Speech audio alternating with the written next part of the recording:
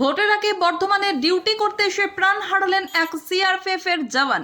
বর্ধমানে ভোটের আগে ডিউটিতে এসে মৃত্যু হয়েছে কেন্দ্রীয় বাহিনীর এক আধিকারিকের। মৃতের নাম নাগেন্দ্র সিং, যার বয়স 56 বছর। তিনি সিআরপিএফ এর সাব ইন্সপেক্টর পদে কর্মরত ছিলেন। বর্ধমান শহরের গোদা এলাকায় একটি শিবিরে এক কোম্পানির কেন্দ্রীয় বাহিনীকে রাখা হয়। রবিবার আসে ওই বাহিনী। পূর্ব বর্ধমান জেলা পুলিশের তরফে কেন্দ্রীয় বাহিনীকে ফুলের তোড়া দিয়ে স্বাগত জানানো হয়। আর রাতেই ঘটে এই অঘটন।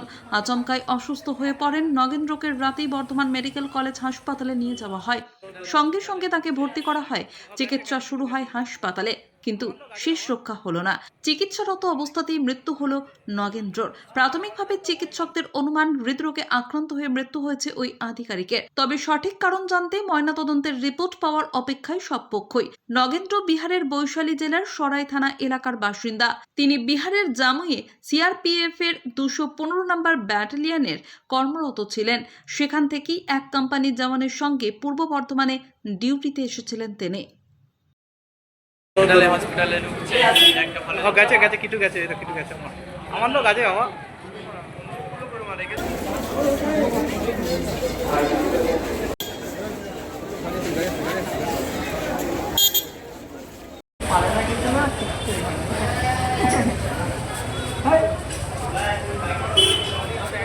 দিব না থাকছে।